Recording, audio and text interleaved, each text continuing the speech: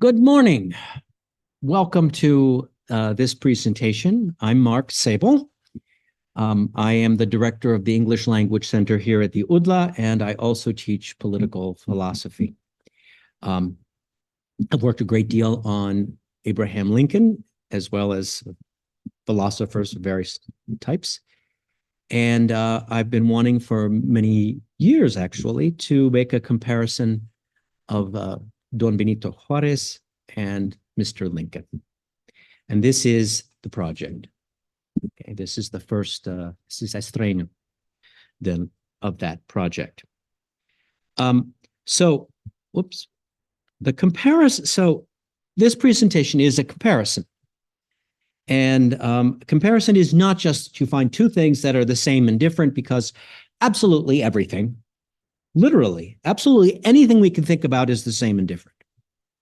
And it's not very hard in the case of Mr. Lincoln and Mr. Juárez to see that they are, in fact, similar. I guess the seed of this project came from watching late night on cable television in the United States, a movie from 1939 starring Paul Muni, who's played Benito Juárez, and it was called Juárez. I thought the movie was going to be about narcos, but it turned out to be about Don Benito and Maximiliano. And they very explicitly shoved in a Lincoln-Juárez comparison, which you can see in this screenshot from the movie. It's not hard to make a comparison between the two. They're almost exactly contemporaries. They both came from extraordinarily poor backgrounds. The rail splitter and the shepherd from Guelatao. They both lost their mothers as children. Juárez also lost his father. They both were extraordinarily successful. They both rose dramatically professionally as lawyers, both married women of much higher status than them. And then even on a personal level, you find these crazy comparisons, like that they were loving fathers. They both suffered the loss of children while they were in office. And they even dressed alike, which you can see if you look here at Mr. Lincoln in one of his presidential photos, and Mr. and Don Benito in another one of his. You see, they literally wore the same clothes, except, of course, that Lincoln was 1 meter and 95, and Don Benito was 1 meter 50. Now, that's not a big deal. None of that matters very much. What matters is that their achievements were so parallel. They both led their countries through civil wars successfully. They both did it explicitly in defense of the Constitution and the rule of law. Both were strong advocates of human equality, and they even get wonderful epithets. Lincoln is the great emancipator, and Don Benito is Benemérito de America. In common, and just in personality, neither seem to have held grudges, and neither seem to have been vengeful. And both of them, in their victories, exhibited an incredible level of fortitude. And finally, a kind of coolness and detachment, which rendered their judgments sure better than their comrades. Now, the significance that Lincoln and Juárez share is that they're both strong 19th century leaders who really created their modern nation states according to liberal principles. And Don Benito even recognized it. When Lincoln was killed, he said, and he received news of the assassination of Lincoln at Ford Theater, he said, "Yo he sentido profundamente esta desgracia, porque Lincoln, que con tanta constancia trabajaba por la libertad completa de sus semejantes, era digno de mejor suerte y no del puñal de un cobarde asesino. So in one sentence, we have Don Benito's own words lay out the grounds for our comparison. He admired him for his consistency in the struggle for liberty and for equality. So what I'm going to do here is I'm going to lay out their similarities in sort of personal characteristics. Then I'm going to show the similarity in their political principles, which is absolutely essential for an ethical political argument.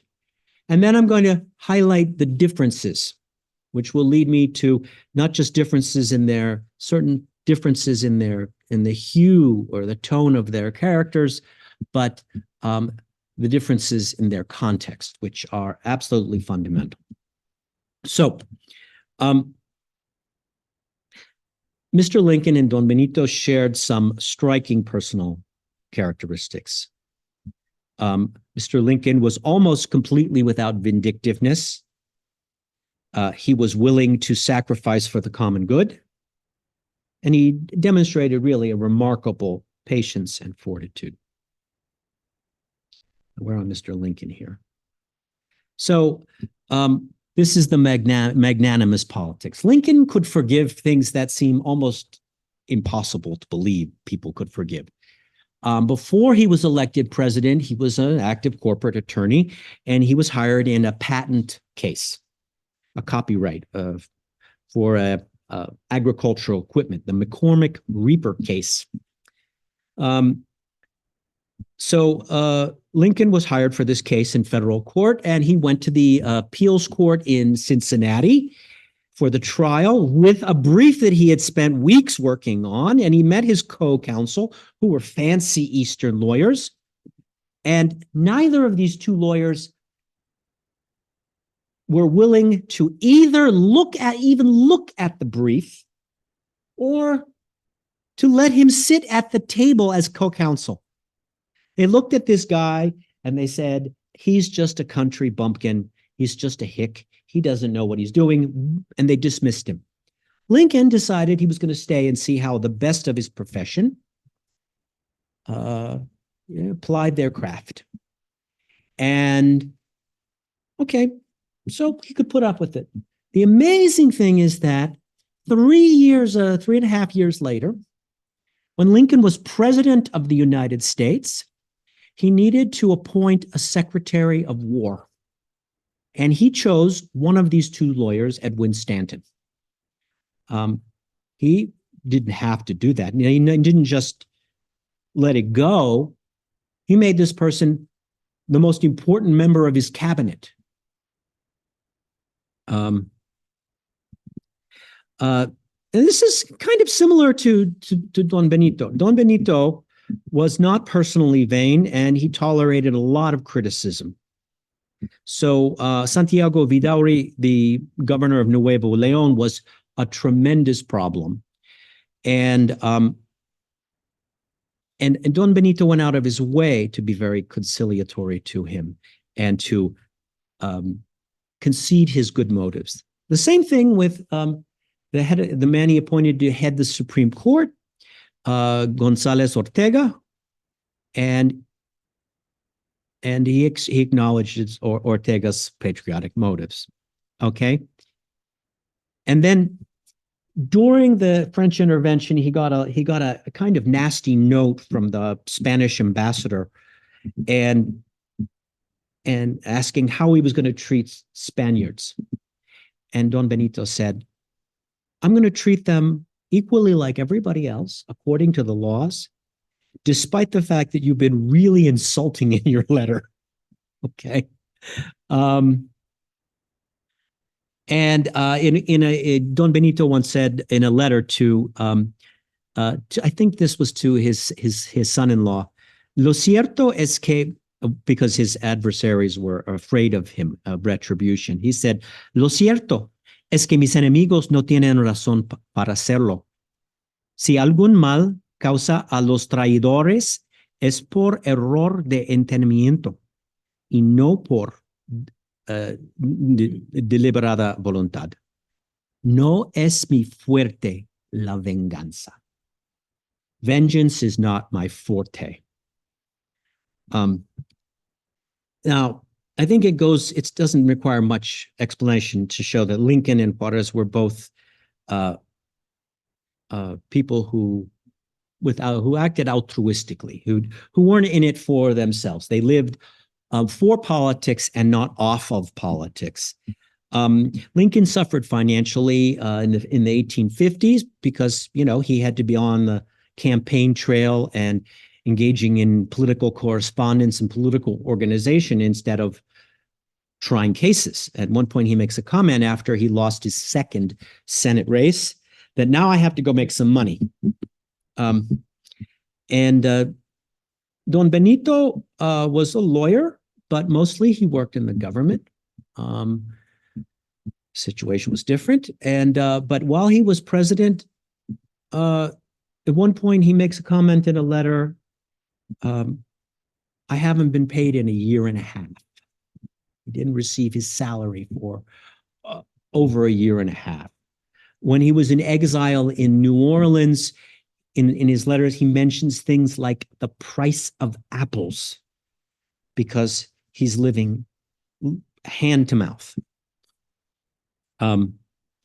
Now, it's different because Don Benito, his financial troubles didn't end until the intervention was over. And Lincoln's financial problems were minor in comparison and terminated before that. The most striking thing in this is this fortitude and commitment. In the face of their civil wars, neither gave up. And there was plenty of grounds to say, it's not going to work. It's not going to work. We're not going to succeed. We can't do it. Okay? They both had this absolute sense of duty. Lincoln once said that he would seek to enforce the national constitution until the rebellion is defeated, the people remove me from office, or I die. And although Lincoln was a little bit depressive, this was actually not melodrama. This was a simple description of his commitment. And Don Benito spoke in similar terms about his sense of obligation. I cannot give up the presidency. It is my constitutional duty, not just my constitutional right, to hold this office. It's why he sort of sneered at Maximiliano when Maximiliano suggested that he become prime minister and end the conflict that way. Okay? And this plays itself out in the war because for the better part of 2 years, Lincoln was facing defeat after defeat after defeat. Let's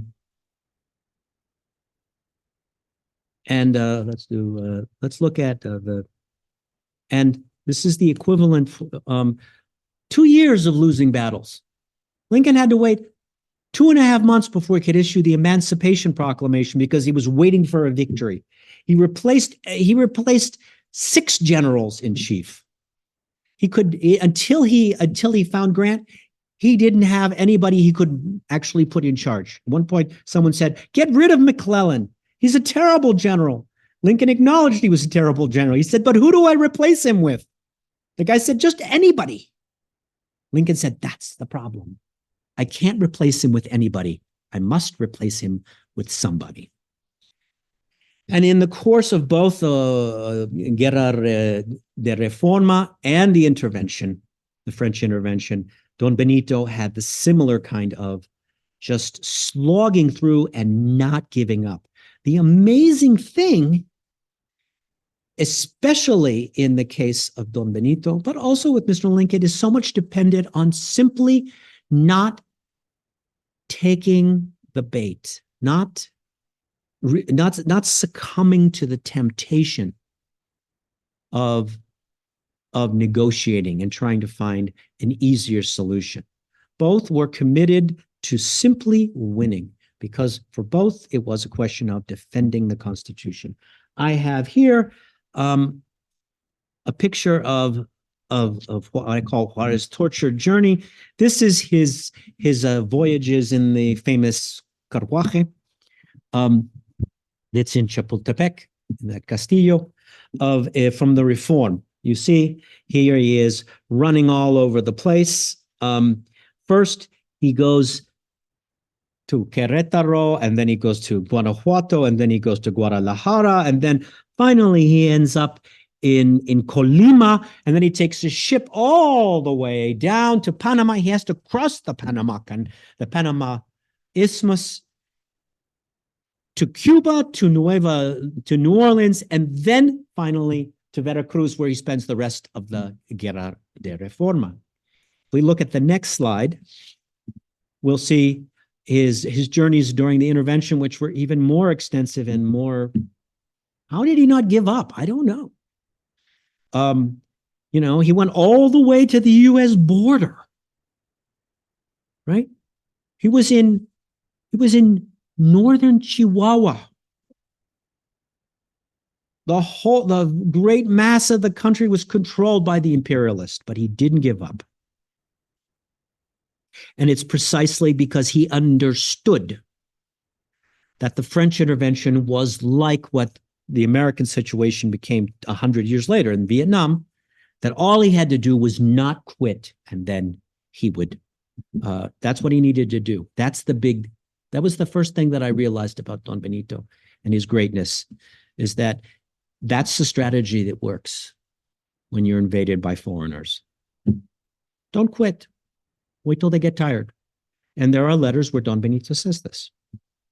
So on one simple level, we can say that they both accomplished what they set out for,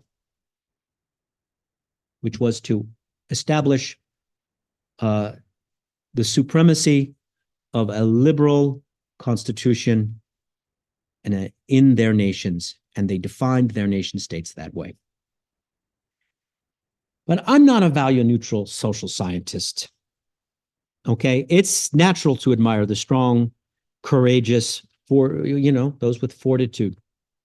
But that's not enough. It has to be for a cause that's worth fighting for. And in the case of both Don Benito and in Mr. Lincon, this cause is liberty and equality under the law. It is that's their conception of the common good. They considered it the key to social progress, and they considered it a universal human aspiration. Here we are. So, and along with this goes naturally the separation of church and state, which is a non-issue on the North American side, because it's built into the United States Constitution. But for Don Benito, it's very much at the center of the project. So, oops. Here we are. We're still in the same place. Good. All right. So Lincoln said in a letter in 1859, the principles of Jefferson, which were all men are created equal, that they have these rights from birth, and that governments are established by human beings to preserve and further these rights. The principles of Jefferson are the definitions and axioms of free society. Free is another way to say liberal. And yet they are denied and evaded with no small show of success. He was talking about the slave power. One dashingly calls them glittering generalities. Another bluntly calls them self-evident lies. That was John C. Calhoun. And still others insidiously argue that they apply only to superior races. That was a dig at his rival in Illinois, Senator Stephen Douglas. These expressions, differing in form, are identical in object and effect, the supplanting the principles of free government and restoring those of classification, caste, and legitimacy. Legitimacy is being born legitimately. They would delight a convocation of crowned heads plotting against the people. They are the vanguard, the miners and sappers of returning despotism. We must repulse them, or they will subjugate us. So these are liberal principles, and each one of these principles, that there should be no distinction in government on the basis of your birth or your religion or your caste, is absolutely in conformity with what with Don Benito would argue. Okay, the difference here, we get to a difference in the context. Lincoln can be a liberal and a conservative at the same time in the United States in the middle 19th century, because the United States is founded on liberal principles. It's founded on as a republic. It's founded as a nation state with laws that apply to every citizen equally. And the problem was with slavery was that it was a legal institution accepted at the founding as a practical concession to the realities on the ground. And there was an attempt to make that sort of concession into a legitimate principle. Mm-hmm. So Lincoln was defending the liberal constitutional order, and in that sense, he was conserving. By contrast, Juárez's program, the program of the liberals, was literally an attempt to create a legal system that treated all Mexicans equally. We forget. We take it for granted that all people are treated equally, that there is no established religion, that there are the same courts for all crimes, that nobody has to participate in any religious exercise, that the church is not part of the state. And so this was exactly the issue that was at the heart of the controversy for the 25 years before the War of Reform. And the program of the liberals required not just the Plan de Ayutla, but the revolution of Ayutla. It was called La Revolución de Ayutla precisely because it abolished the privileged castes of military men and clergy, because it established full legal equality, because it abolished the fueros. Lincoln had the luxury of claiming the conservative of the position. Don Benito did not. And the last part is this rule of law. Now, Don Benito and Mr. Lincoln are both lawyers, and they both value the law, and they both value the law not because they want to make a lot of money, although they make comfortable livings when they can, but because they believe that the rule of law is tied to the common good and living and public service.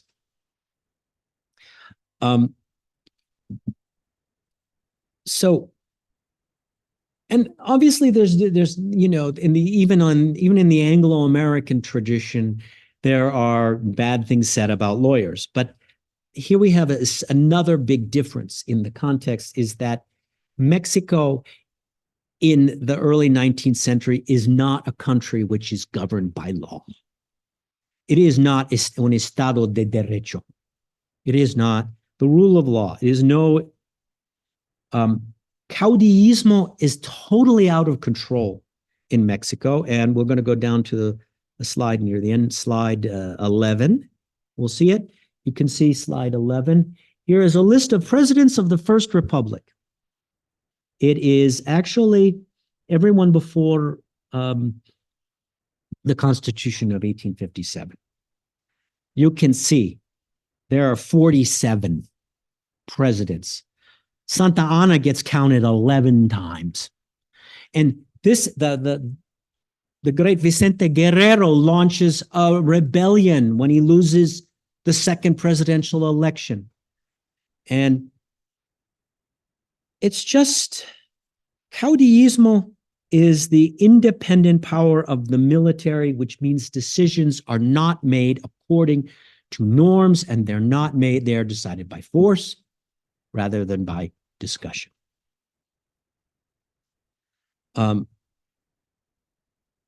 Mr. Lincoln had the advantage. He said that when they won the election in 1860, that if they were to concede under pressure to the South, that would be, he said, this would look like buying the privilege of taking possession of the government to which we have a constitutional right, and that the U.S. would be brought down to the level with the existing disorganized state of affairs in Mexico. And this isn't any kind of like anti-Mexican prejudice. This is a good description of Mexico in 1860 because it's the middle of the War of Reform. Caudillismo is what defines Mexican politics before the reform. Caudillismo is not actually finally and completely extirpated in Mexico until the early 20s. And so when Don Benito says nada por la fuerza, todo con el derecho y la razón, what he's saying is things will be decided by rules, by law, and by discussion, and not by military fiat. And we're going to see his sort of comments about Santa Anna, in particular, are related to Santa Anna's being the master of caudillismo.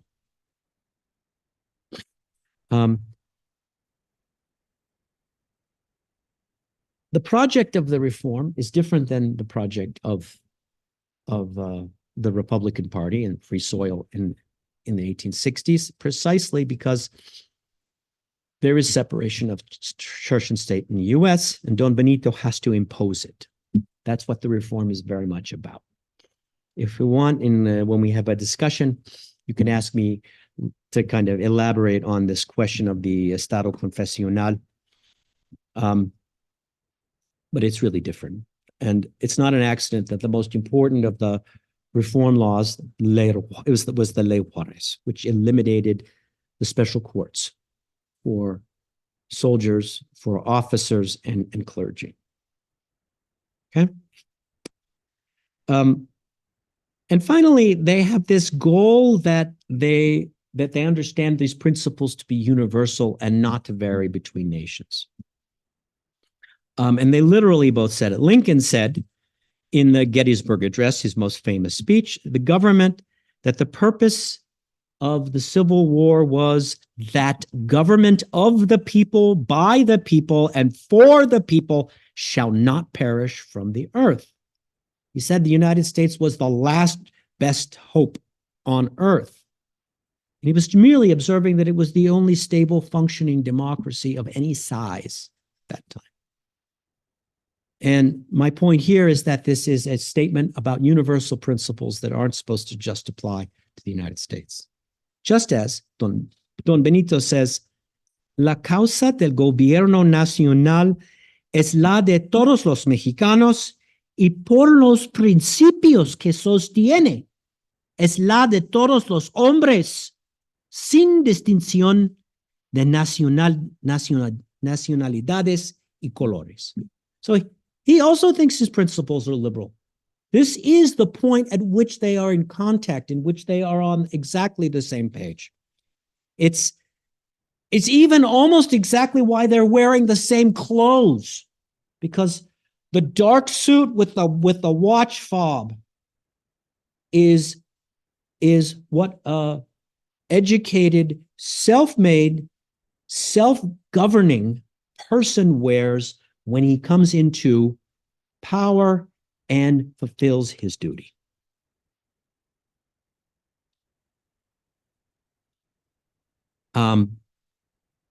Now, there is a big one significant difference that I did discover in the process of this research, and that is, as that story about the McCormick Reaper case and Lincoln letting Edwin Stanton be his Secretary of War, a man who called him the original guerrilla multiple times. before he came to admire Lincoln. Lincoln was capable of enormous, not just tolerance, but almost saintly forgiveness. It's bizarre. So I have this quotation here. The story is Lincoln, when he lived in Washington, for the first time had access to the theater, and he could see a lot of shows in the theater, and he loved the theater. He loved Shakespeare in particular. And he wrote a fan letter to an actor, a Shakespearean actor, and then the actor published it as kind of publicity, as PR. And then the press attacked Lincoln because they thought he was stupid and ignorant, even though he'd read all of Shakespeare, for his offering comments, and they mocked him. And then the actor sent a letter of apology to Lincoln because he felt guilty for exposing Lincoln to this ridicule. And Lincoln said, "I have endured a great deal of ridicule without much malice, and have received a great deal of kindness, not quite free from ridicule. I am used to it." This is to say, don't worry about it. No te preocupes. And Lincoln was like this over and over and over again. By contrast, although Don Benito was not vindictive in any sense, I have not encountered any instance where he took vengeance or did something out of personal spite. He was capable of expressing a certain kind of growling, I would say, in his letters, particularly to his son-in-law, which were private. Lincoln doesn't even complain in private. That's the astonishing thing. Juárez said of Bismarck, "Es un hombre de pro, porque alarma a los demás lobos de Europa." Okay? This is what I call the sharp edge of Don Benito. This is Schadenfreude. This is like, I hope he causes trouble for the other tyrants. That makes him good in my book. Or as he said of González Ortega, who complained, who struggled to try and push Don Benito out as president, because he said his term as president was off, and now I'm the Chief Justice of the Supreme Court, so I should be the president. Juárez, in one of his letters, said, "No leyó la Constitución y es ridículo." I love that, ridículo. And he also refers regularly to traidores when he's talking about the imperials, people who supported Maximiliano. He talks about Maximiliano, he calls him el falso emperador. And of Santa Anna naturally and reasonably gets the worst comments, es cadáver político. He says, el cargo terrible de traición que pesa sobre él. And he says, tiene alma reptil. He says, poor Santa Anna, to have traded the soul of a human being for a reptile soul. Okay? That is to say, if Don Benito was an iron liberal, he had a sharp edge. So the question is, I think actually this comes from a difference in their context. I mean, it's an astonishing thing, and it's a marvel that someone as kind, genuinely kind as Mr. Lincoln could ever become the head of state of a major country. But it's equally amazing that someone as patient and tolerant as Don Benito, despite his sort of grumbly remarks, could become president. And if he's a little bit sharper, I think it's because he has to deal with this. He has to deal with this caudillismo. He has to deal with this when he is fighting the French, the government of Mexico is in his carriage. It's an astonishing accomplishment. Just crossing over the Rio Bravo and the whole story is over, right? When he becomes president, he could easily have, when Ignacio Comonfort resigns, he could have said, I don't really need to be president. And he just perseveres and perseveres and perseveres. His conditions are fundamentally different than the situation of Mr. Lincon. Okay? Mr. Lincoln's project is self-consciously conservative. He can rely on loyalty to the nation state by the whole North. He can rely on an acceptance of the rule of law, even in the point of sharpest criticism of Mr. Lincon, which is about the suspension of habeas corpus and the imposition of martial law, which seems like arbitrary government. In fact, the opposition calls it arbitrary government. It's not arbitrary. It's not civilian. And it's certainly more arbitrary and less regulated than it was before the war. But when you study the cases, you discover that there was a process. Martial law in the United States was martial, but it was law. So every newspaper editor, and there weren't very many who were jailed, and every person who criticized the draft and was jailed went through a legal process. That was there, even in the midst of a civil war. They could have elections in the middle of the Civil War. Don Benito didn't have that option. He's alone in northern Chihuahua. He's in northern Chihuahua, Dios mío, right? He's taking a ship to Panama. And so in order to accomplish equality under the law, Lincoln has to preserve the national government and defeat the slave power. And Don Benito has to, in order to establish equality before the law, he has to defeat a foreign invasion, and he has to establish the very rule of law. That's this taciturn, this silent, that's the rock, right?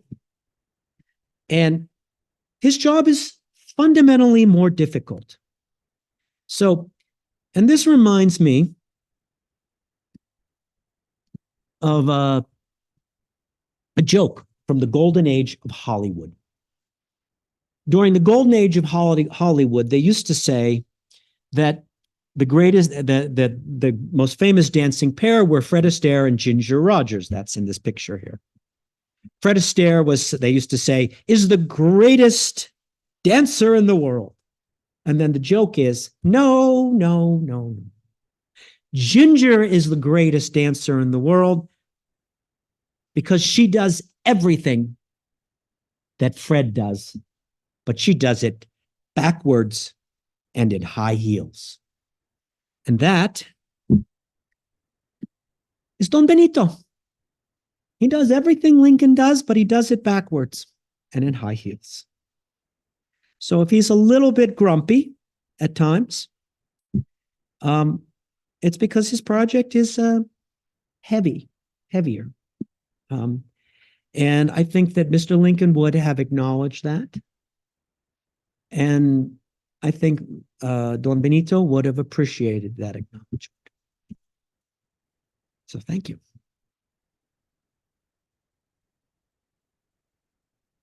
Are there going to be any questions?